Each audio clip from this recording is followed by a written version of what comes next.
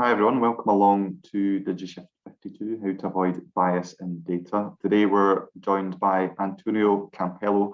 Antonio is a senior data scientist at the Wellcome Trust, responsible for developing data-driven tools to inform research funding decisions.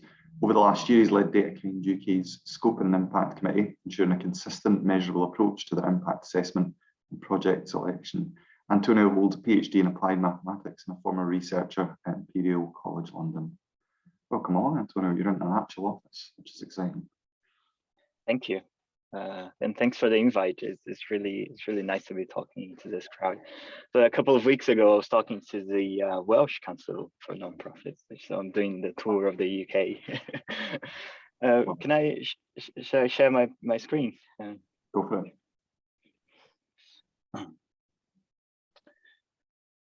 it.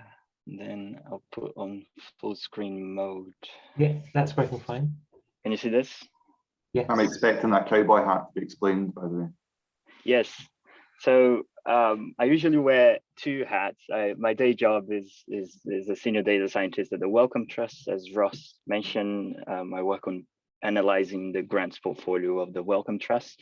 But the hat that I'm going to be wearing today is the Datakind UK hat. So I'm a long-term volunteer with Datakind UK. I'm going to talk a little bit more about Datakind in a while. But over the last 2 years, I've been leading the scoping committee, which is the committee that receives applications from non-profits that want to work with Datakind UK and then reshapes the applications in a way that they make sense from a data science perspective. And we also analyze the impact of projects that we do with other organizations. So yeah, I'll be talking about bias in data. And the disclaimer is that I am by no means a specialist on the topic. I'm a data science practitioner. We've been thinking a lot about bias in data at the Wellcome Trust, but also at the scoping committee. Whenever we receive projects, we think what could go wrong? Is the data representative? Is the data biased in any way? But I'm not a specialist in the topic, so I'm going to bring the practitioner point of view. Some of my colleagues are social scientists and data ethicists and do this for a living, but I hope my perspective will be valuable, and then we can have an open conversation on the topic. So just a quick agenda for those 10 minutes. I was telling John I have way more slides than I can cover in 10 minutes, but I can skip some of them and then refer back. So just want to briefly talk about Datakind UK, and then want to know a bit about who are you, I have a quick poll to ask about the background of the people who are attending the topic, and then I'll to contextualize, I'll give some examples of bias in data and some frameworks that I came across over the last years that are quite useful in order to mitigate bias. And then you can just open the floor and have an open conversation about the topic. Just briefly, Datakind UK is the chapter of a broader organization called Datakind that was founded in the US over 10 years ago. And the ethos of the organization really is to bring the skills and the technology that the for-profits have in terms of data science, and data analytics to the non-profit sector to bridge this gap. So we connect volunteers with organizations that might leverage data science and help them build their data capabilities. So that's the one-liner about Datakind UK, and we've worked with many organizations over the last 10 years. I myself have been personally involved in the data analysis for some of those. I can cite Citizens Advice, We Are With You, The Mix, some of those that you might know. And really, I wanted to sort of like bring your attention to this Datakind UK services. If you work in the non-profit, if you have a question about data, you might want to join the office hours. Those are, we call volunteers to join a session, and then non-profits that have questions about the data. It might be, how can I collect my data more effectively, or how do I connect my CRM system to a reporting tool? So you can go there and ask our volunteers in the office hours. And if they don't know the answer, they can redirect you to the right organization or right service.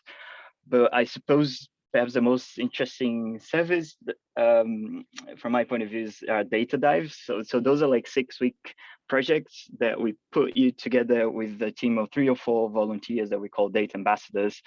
And the idea is, if you have collected some data and if you have an organizational challenge that you think you can answer with data and data science, we can connect you with volunteers. They can help you clean your data, organize your data. And this culminates with a 2-day hackathon, like a weekend hackathon, where we get from 10 to 20 volunteers working on your data for free. So if this sounds like you, get in touch with the team. So now I talked a little bit about who are we. Now I want to know, who are you? And, you know, what's your familiarity with data? What nonprofit sector do you work on? So if you want to click the link, if John or if someone wants to share the link on chat, you can also use the QR code. This just says very quick poll. So maybe I'll pause for 1 or 2 minutes until people can answer the poll. And I think I have a presentation. Yep. Okay, I can see some answers coming in. Philanthropy, general support, LES, arts, LGBT, nice broad range of nonprofit, international development, music in dementia, conservation. Really nice, really broad set of people. So if you answer the first question, you might want to go to the next one, which is, how do you use data in your role? Starting from I don't use data at all to I am a data scientist. I'm a data scientist. There's a typo here, but yeah. I work with data for reporting, spreadsheets, calculation. That seems to be the most popular option here, which is cool. Consume data that others produce through presentations, etc. Cool. Seems that most people are in the red box, and that's it. Let me go back to my presentation. Cool. It's really great to see, you know, like a broad range of charities, and so like people that are more or less in the middle between, you know, using data for reporting or using data more often for other things like data science. And I thought I'd introduce the topic by saying, what is bias, or what do I understand by bias? And this is one of those words that sometimes have an unnecessary, that causes unnecessary confusion between, you know, data practitioners and non-data practitioners. Usually the word bias in English has a negative connotation. When you say like bias, my opinion is bias, it means that you have a preconception about a specific subject. You know, I'm biased towards a group or against a group. But really, if you talk to a statistician or a data scientist or people working on those fields, they're going to tell you that the bias is a measure of systematic error. So whenever you're doing a piece of data analysis, or if you're building a script to automate some operations, you know, if you're building an algorithm, a systematic error, if this has a systematic error, this is called the bias. So those are 2 definitions that cite the word systematic. Like, for instance, say that you are reporting your operations UK wide, and then you fail to collect data about one of the regions, so your conclusions are going to be biased. So this is a systematic errors. So errors occur in a non-systematic way. You know, the typos, there's noise in the data, but whenever an error is systematic, that's what we call bias. Right? So even though when people think about bias, they usually think about unjust bias, which is, you know, like, which causes prejudice. Really, in the statistics, if you're talking to a practitioner, they will most likely mean a systematic error in some part of your data cycle, either in the data collection or in the data reporting, or I'm misrepresenting some of the groups. This is bias. And there are many types of bias. I have, again, way more slides that I can cover about many types of bias, but I'm just going to tell some of them that usually arise in data analysis, and that we have come across in different situations at Datakind, but also welcome. And the first one, if this was an in-person presentation, I was going to ask by show of hands who knows this example. It became very, very famous on social media. last year. So this is called survivorship bias. This is when you represent in your analysis only the group that survived and not the group that didn't survive in a very, very broad definition. So this picture here is a data visualization of the airplanes that came back to the US after the Second World War or during the Second World War, and the red dots are the bullets that they suffer. And the question here is, where should I reinforce? The decision I need to take from this visualization is, where should I reinforce the airplanes? And most people would very quickly say, well, where the bullets are. But this mathematician called Abraham Wald, he correctly identified this is a case of survivorship bias. Those are the airplanes that made their way back. The airplanes that got bullets in the white spaces didn't make their way back. So I should be actually reinforcing the white spaces, not the places that had bullets. So this is a type of survivorship bias. I'm only analyzing the planes that made their way back. I'm not analyzing the planes that fell. And this happens quite often when you're thinking of things. For example, if you have a fund manager and they say like 9 out of 10 of our active funds are overperforming the market. There's a research a couple of years ago that figured out that fund managers misrepresent their funds by a lot. And the reason there's a survivorship bias is that usually fund managers fail to disclose the funds that have been closed. So if a fund is underperforming, you close them.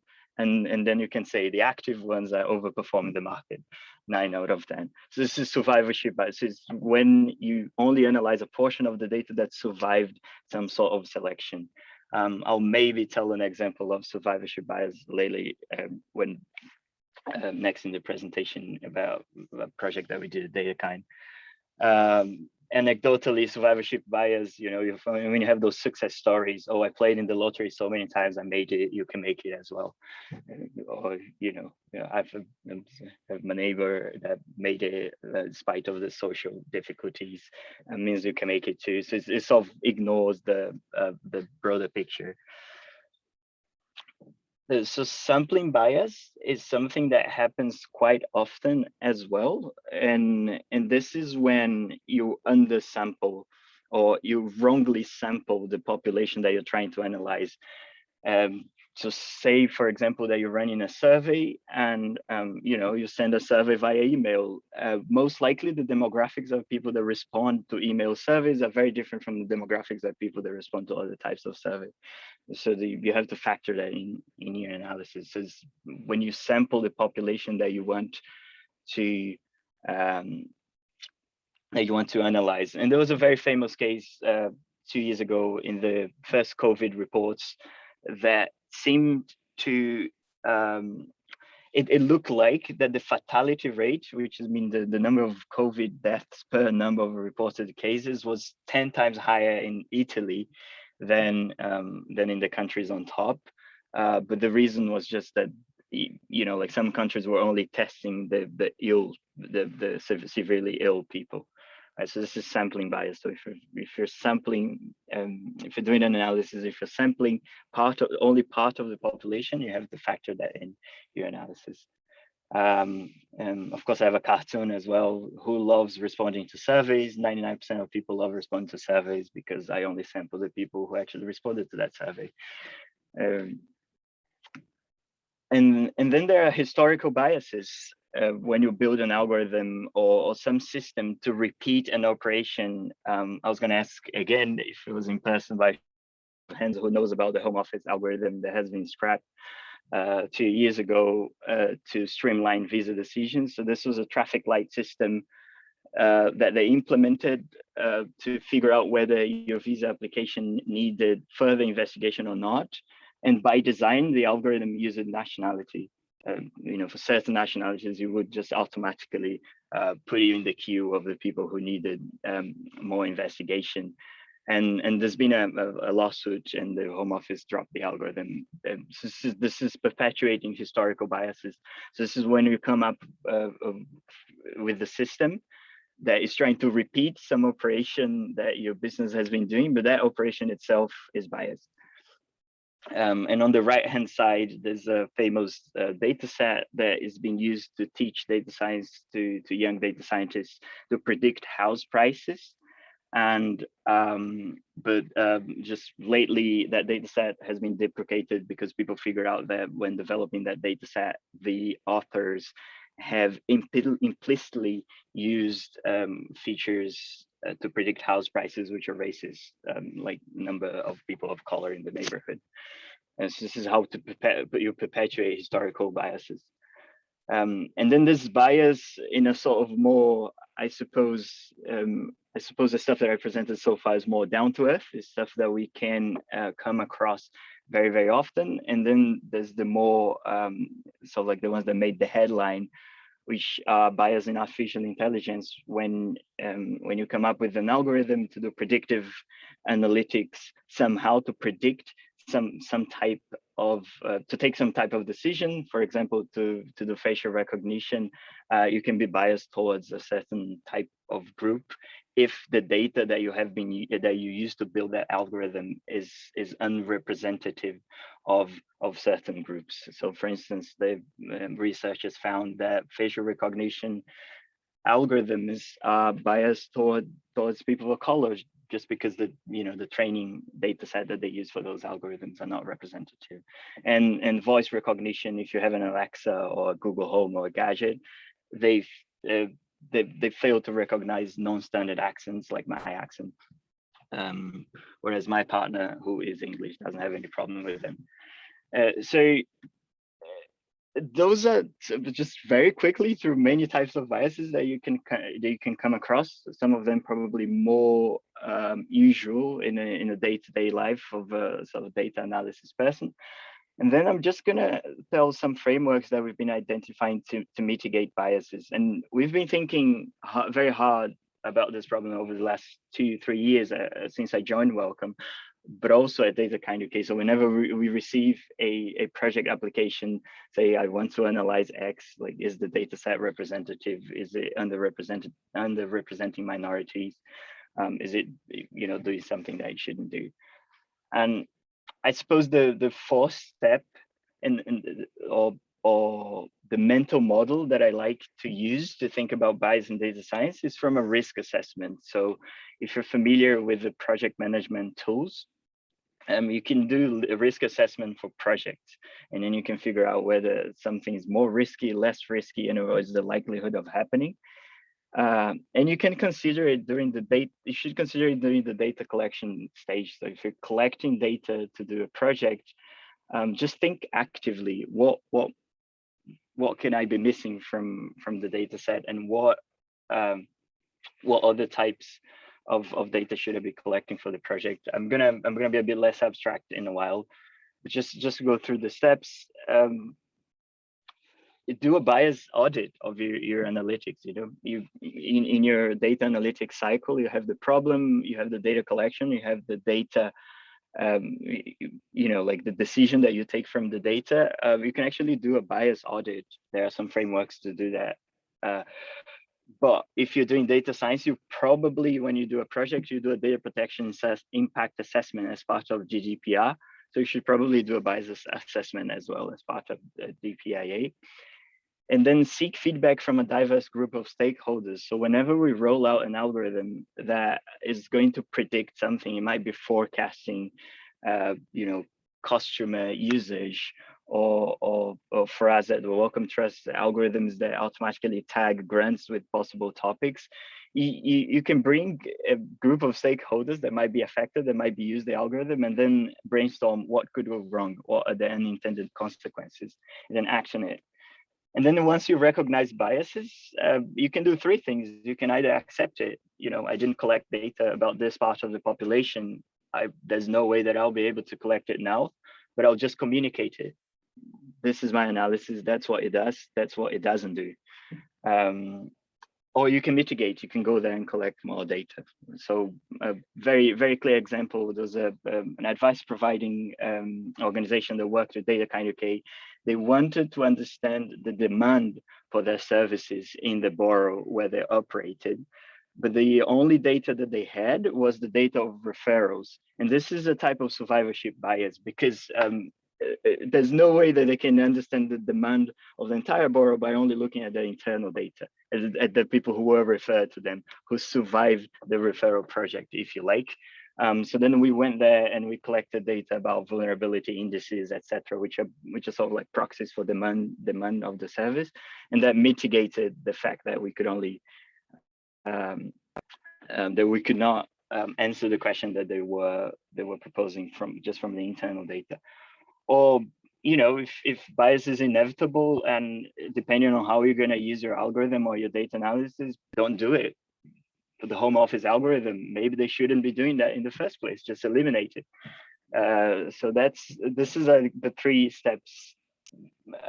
Majority of cases, you're going to accept it and communicate properly and say, my data is skewed because of this problem with collection.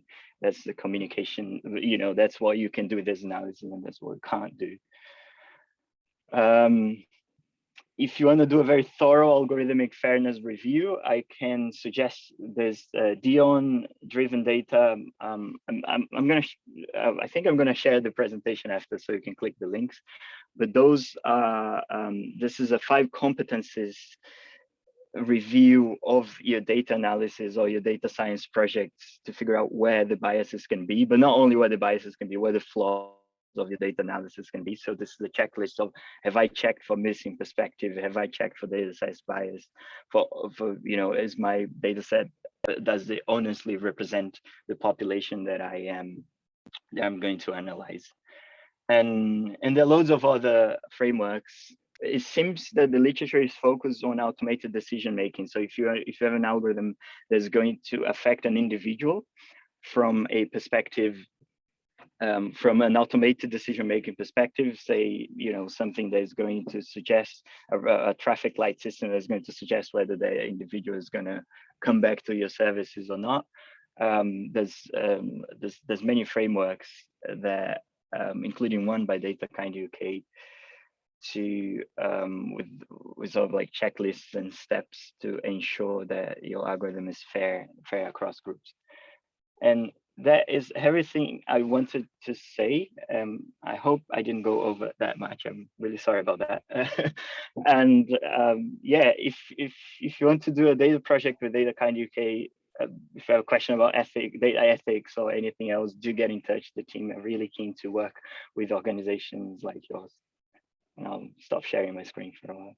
That was so interesting, Antonio. Thank you so much for that. That was great. We're gonna share the slides with people afterwards. I thought it was worthwhile just actually sharing something that came out in terms of data bias from the Digital Senior Leaders Programme that Maddie and I run. One of the organisations is a social enterprise funder. I'll not name who it was. And they had a data scientist secondment from Scottish Government, Scottish Government's data science programme. I can't remember the name of it, but Maddie will remember it and maybe put it in the chat or unmute and tell us. Which is quite a useful programme as well. But one of the things that they unearthed through that process was they were finding that women were more likely to get social enterprise funding in Scotland, but men were more likely to get a significantly higher amount. And the organisation didn't know this, that this was complete news to them as a funder. And actually that then influenced a lot of the conversations they were having and trying to think about how do we counteract that bias in funding panels, how do we make decisions once it hits a grants officer.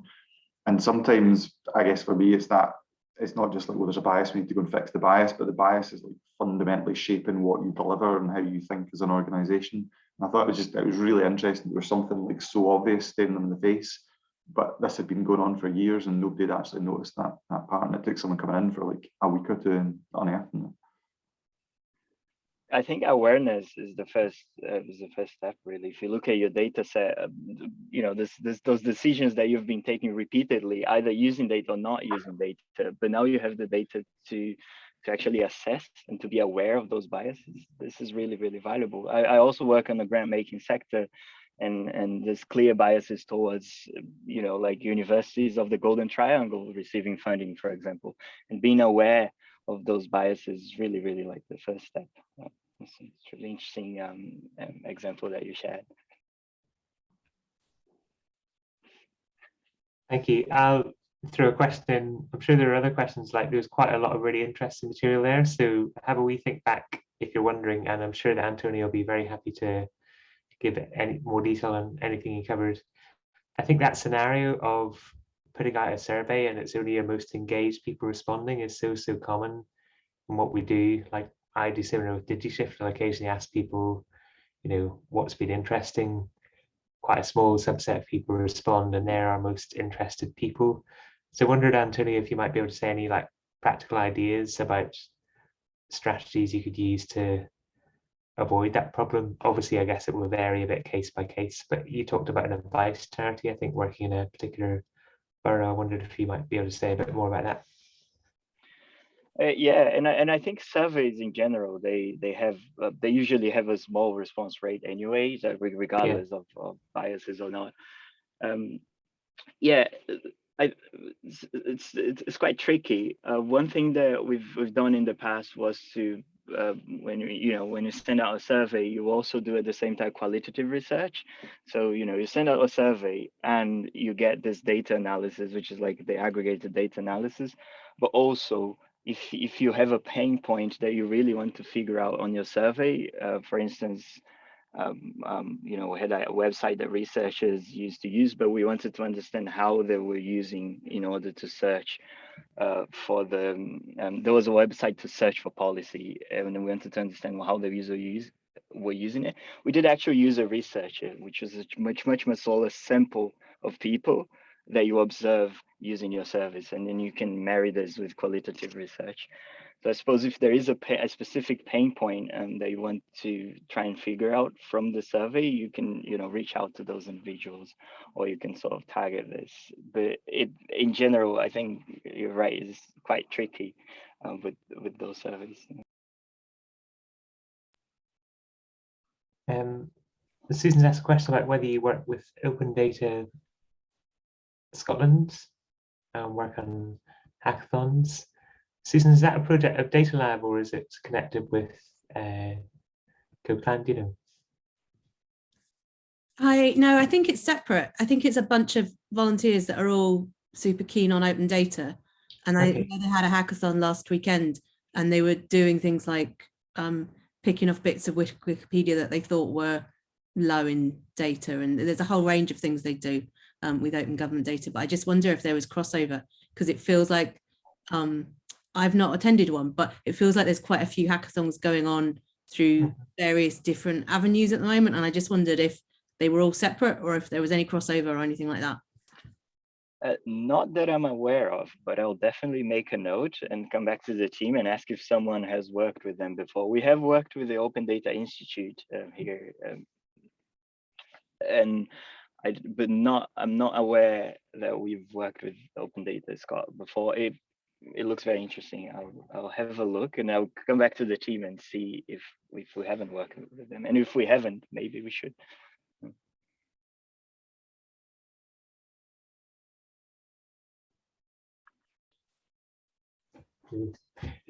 Now we've got a fair bit of time left if people have any questions or thoughts, or maybe any experience you have recently of working with data. This would be a really good time if you've got any conundrums about data, because Richard's got his hand up. Got to fire away. You're muted, Richard. Yes, thank you. No problem. So I'm with Shelter Scotland, and we're doing a piece of work around money and debt. And one of the things that we have committed to doing is engaging with people from a diverse range of backgrounds. And what we've discovered is within our internal data is that the majority of the people who use our services are white Europeans. And also, we have an issue whereby we realized that consent wasn't explicitly asked for in terms of research and service improvement. So I'm coming from a very much qualitative user research and service design perspective on this.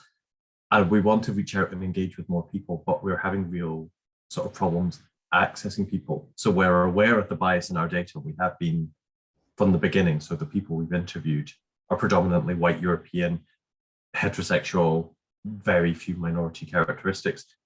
And I wondered what is your perspective on the framing of that, and actually addressing that, whether there's any sort of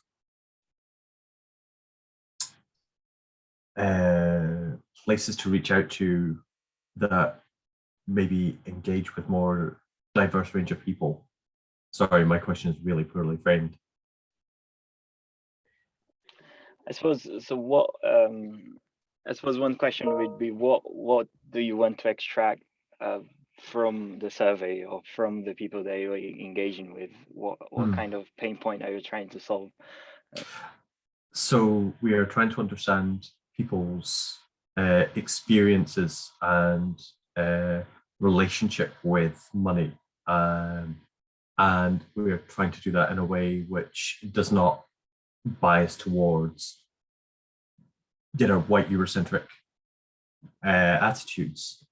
So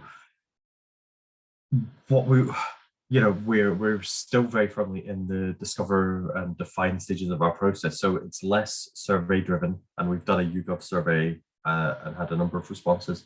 But the uptake in wanting to participate and engage with us is white Eurocentric. So for me, there's that sort of real want to have a diverse range of people, so that we are not, you know, have a sampling bias in this. But it seems to be a wall we've been pushing against for some time.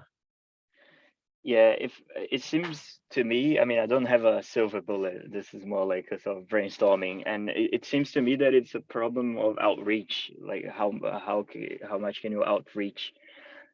You know, how many people of different backgrounds can you reach? And what I've seen in the past work quite nicely was to form coalition with other organizations. For instance, we worked with Citizens Advice Lewisham, which is where I live in London, and they didn't have enough data about part of the borough, but there were some other organizations that also provide advice that had data about this part of the borough, so they could reach out to them and then sort of like join forces and do a joint data analysis. So that might be one way to go. You know, if you have a specific type of demographics that you want to reach, and there are other nonprofits that work with this demographic and can form coalition, and then whenever possible do data sharing, but if not, you know, just learn from them, their experiences qualitatively. The Datakind UK organizes something which is the Data Collective. I'll put a link on the chat, which is to enable this space for organizations to come together and to discuss their common problems. I'll put a link on the chat, but I'll definitely go about, you know, forming coalition with other organizations. Thank you. I'm just looking at chat now. A couple of questions came in. So Claire was asking about what type of questions you might ask if you're doing a bias audit alongside your data privacy impact assessment.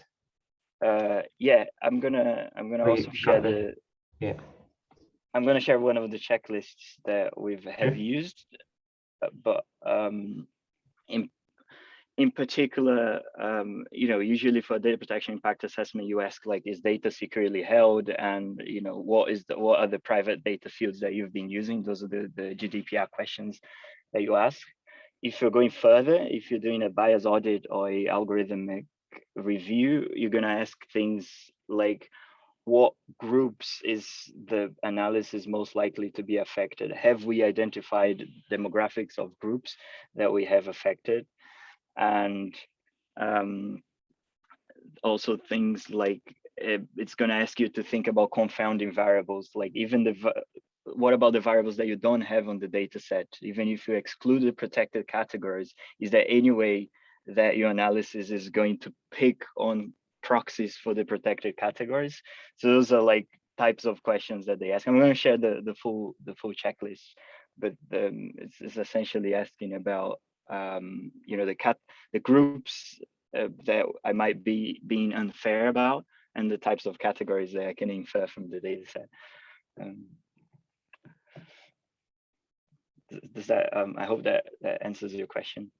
Yeah, that's helpful. I mean, I think the checklist is the kind of thing that will probably help people think through. So I'm scrolling back a wee bit because we've got lots of really good stuff coming through. So Stella asked, does the advice and bias refer mostly to quantitative data, or would it also apply to qualitative data as well? Which advice exactly is this question? Can you clarify? Well, I guess some of the examples of bias you gave were like survivorship bias or sampling bias and those kind of things. And I guess they probably are primarily quantitative rather than qualitative. I suppose, Stella, maybe you're wondering about if you... I'm happy to jump in. Sorry, my camera is not working. No, that's fine. Please hop in. Yeah. It has a mind of its own. It flicks on and off. But yes, I was wondering more about the mitigation, I guess. So the examples that you gave, I could think apply mostly to quantitative kind of data. I might be wrong, but I'm wondering more in terms of when it comes to mitigating it, we're currently thinking about how to deepen understanding of some of our audiences by beginning to introduce some qualitative, I guess, analysis. So how do we, you might not know this, but how can we mitigate some of the bias when it comes to qualitative analysis? Yeah, I have to be honest, it's not my area of specialist, qualitative research, but I mean, I do think that you might be introducing bias, for example, if you choose the people who are doing qualitative research, if you don't think carefully on choosing a diverse type of users. I suppose the way we think about it is by user stories. So what are the people that we think are using our services? You know, as a researcher, I want to use the service for this or this. And if I miss one of the potential users, I might be biasing my analysis. So I think that's one way to start. If anyone in the chat has experience on qualitative research that can answer this question better than me, I'll be happy to hear. Thank you.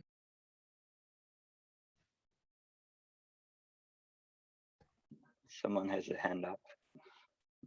Keris, do you have a question, or you got a thought on the quantitative question?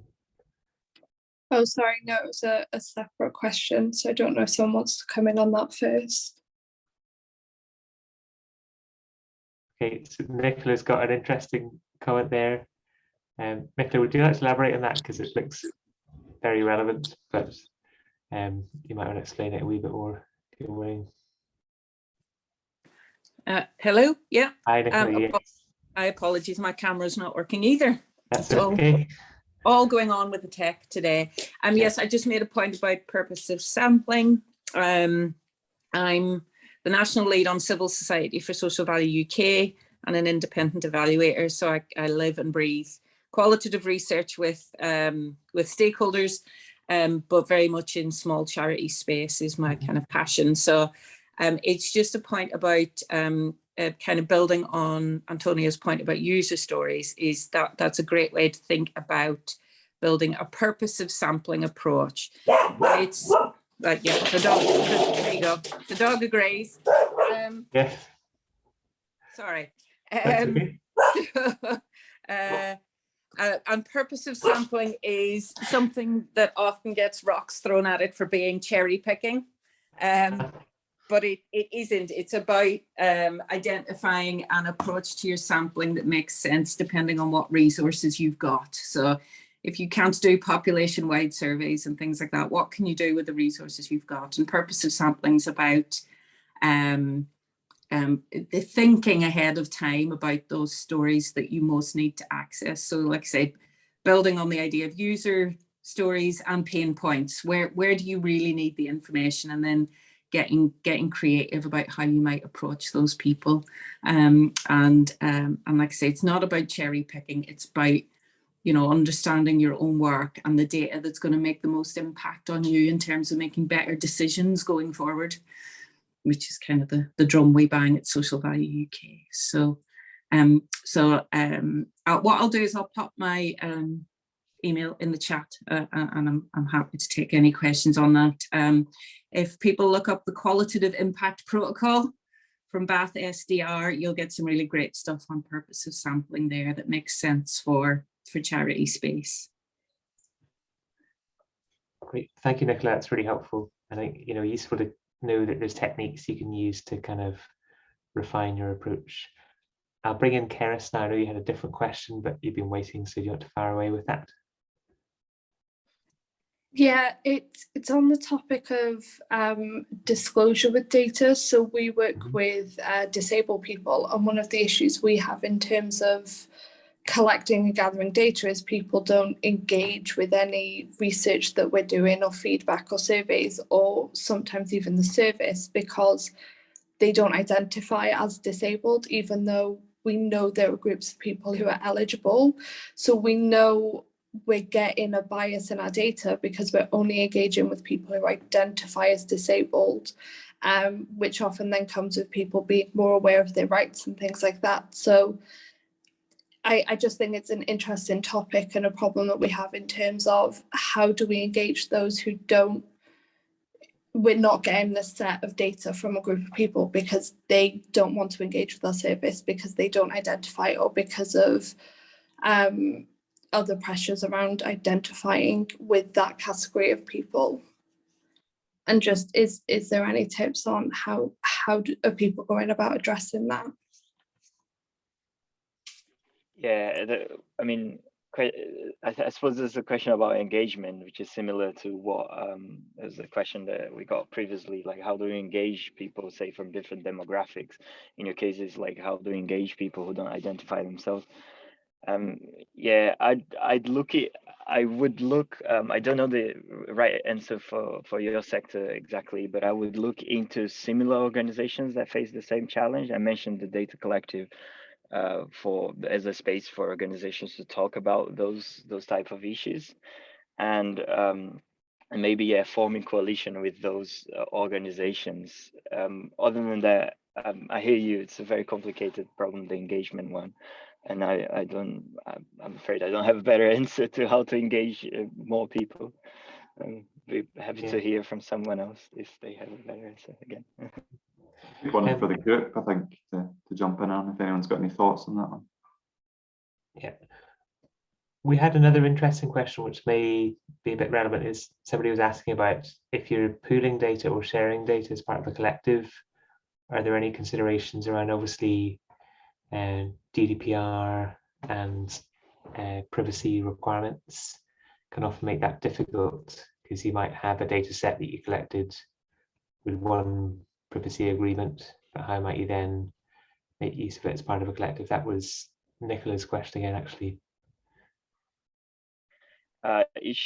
Yeah, I think there's two levels of this, and we think about the two levels in the scoping committee when we're scoping projects, because when we work with other charities, they do share their data with us. The first one is the legal level, which is the bare minimum. From a GDPR point of view, you have to have data sharing agreements in place, and then you have to ask those questions. Did the person consent to share that data when when the data was collected, or can you anonymize the data to mitigate the risks of identification from the data analysis? In a big portion of the cases, or like most of the projects that we do, you don't need personally identified information to do the analysis. You don't need the 6 digits of a postcode. You probably only need the first 3 digits of a postcode to do an aggregate analysis, which will mitigate the risk of people being identified. And I suppose the second level is, even with informed consent, think about whether the people that I'm sharing data about would be surprised about this data sharing. I think it's the shame test that we talk about. If this came out in the media, would you be ashamed? So for instance, you're collecting data and the person gave consent to share data, but then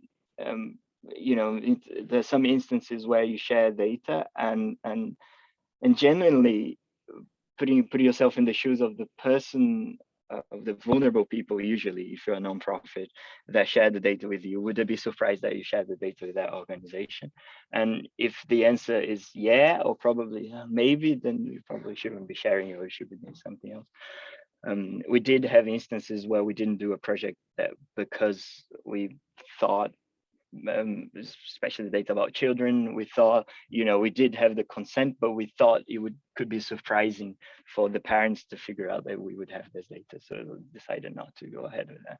So it's really thinking about, even with informed consent, would it be surprising? Would the individuals be surprised about the type of data I'm sharing?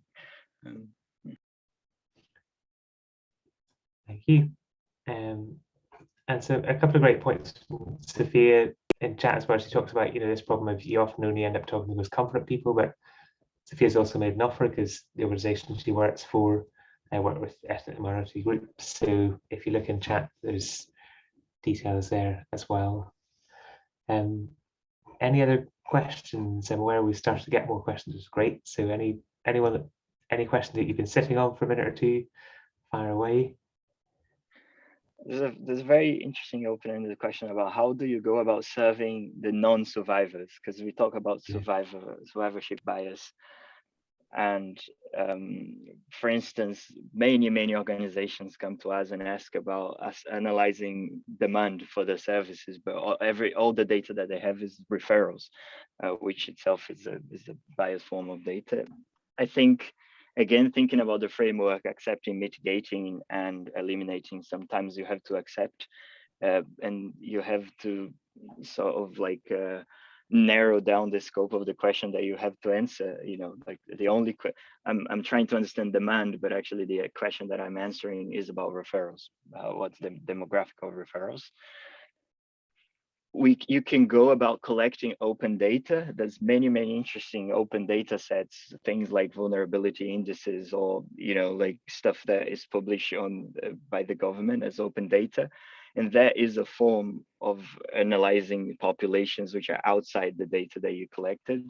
And you can also marry this with a bit of qualitative research if you know a little bit about the non-survivors. So this is like forms of mitigating it. I don't think you can completely eliminate, not collecting data about non-survivors.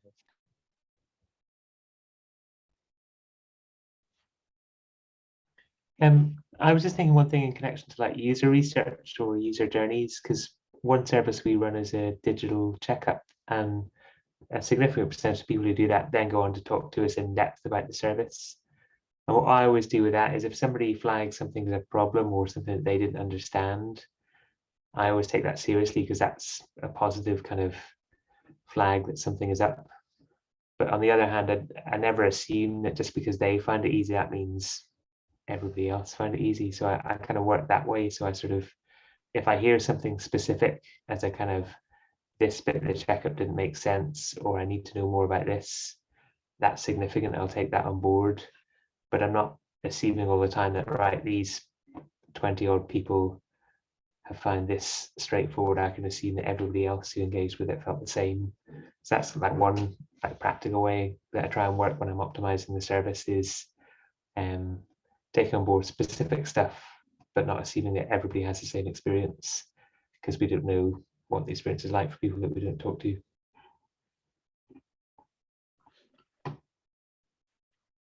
Some point about it's okay as a charity to say some questions go too far and beyond the ethical boundaries that we hold dear.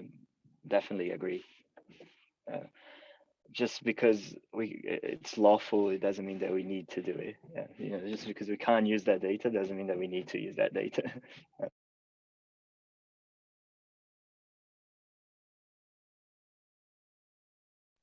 So it seems that user research and qualitative research is a topic that people really like. So maybe a suggestion to the organizers for future topics. Good suggestion, Antonio. Definitely. So we've still got a few minutes left. If anybody's got any other questions or anything else they wanted to talk about.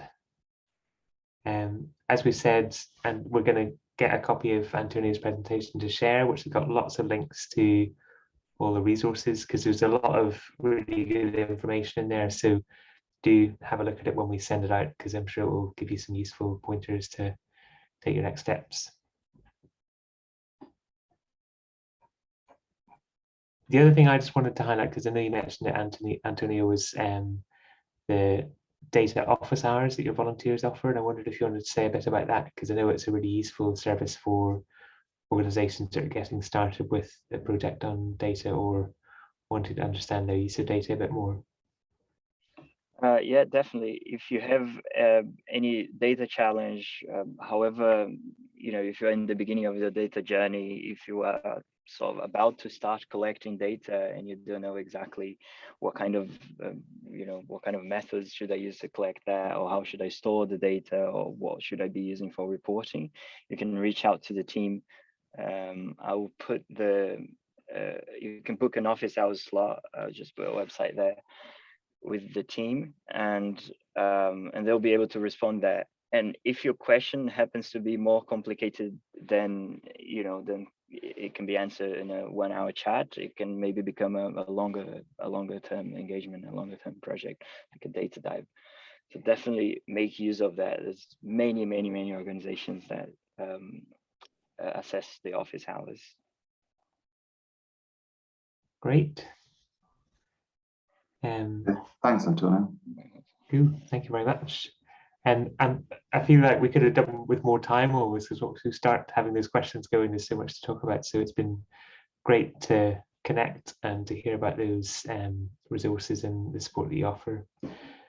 So we're wrapping up for today now, but I want to plug our next session. I need to make sure I do it right, because next month we've got Marisa Goldberg, and she is an expert in remote working, so remote teams and hybrid working. Now, she's based in the States, so it will be on Wednesday, March the 23rd. It'll be 3 p.m. our time. It took me a long while to work out the time zones because her winter time is still in play when we're on summertime or something like that. So we'll send out the details soon. It'll be on our website. But Wednesday the 23rd at a slightly later time of 3 p.m. And just thanks again so much to Antonio for joining us today and the great resources he shared. And I hope to see you all again soon. Everyone. Thank you very much. Thank you. See you later. Yeah.